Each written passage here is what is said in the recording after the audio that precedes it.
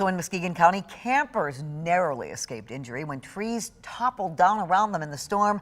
13 on your side, meteorologist Sam Jacques continues our live coverage now, and she is in Veterans Memorial Park in Muskegon County to tell us where these campers were, Sam. Yeah, Julia, they were at Pioneer Park. We did have to relocate because the power outages were so expansive that unfortunately we could no longer get service from the campsite itself. But let me tell you, it was 5:30 in the morning when those storms came racing through, 70-mile-per-hour wind gusts, and it only gave the campsite, those who were visiting it, moments to react to these dangerous and powerful storms.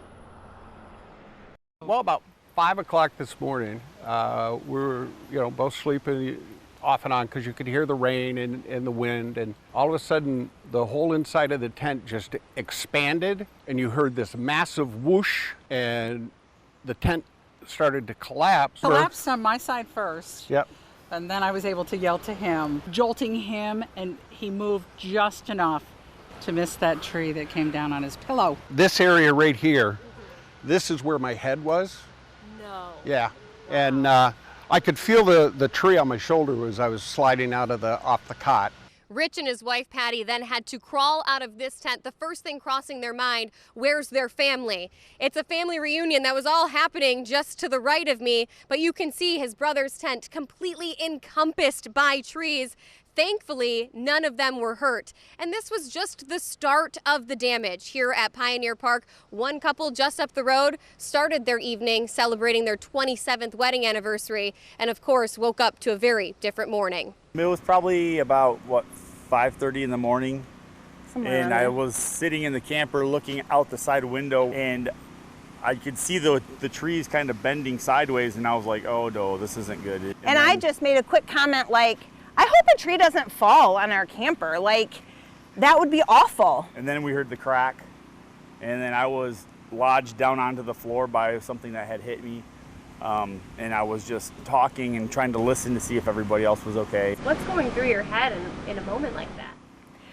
Well, survival. Yes. First of all, you wait to hear to make sure that he's speaking. He's waiting to hear that I'm speaking. And then when we're both knowing that we're okay, then I'm like, where's the year-old puppy that we have in the trailer with us? And she wouldn't come. She was scared. She was scared. She was shivering. I literally just kind of grabbed her collar, and I thought, well, if I injure her this way, it's going to be better than her, being in that trailer. We left in the pouring down rain. We prayed the whole way that God would provide a road for us to get through so that we could get home to check on our kids. We went through some rough roads, but we did get home. Storm damage encompassing this entire campsite. Even look at this, a tree branch that pushed straight through the camper. You can even see surrounded by the insulation of the camper itself. It was a traumatic ride, but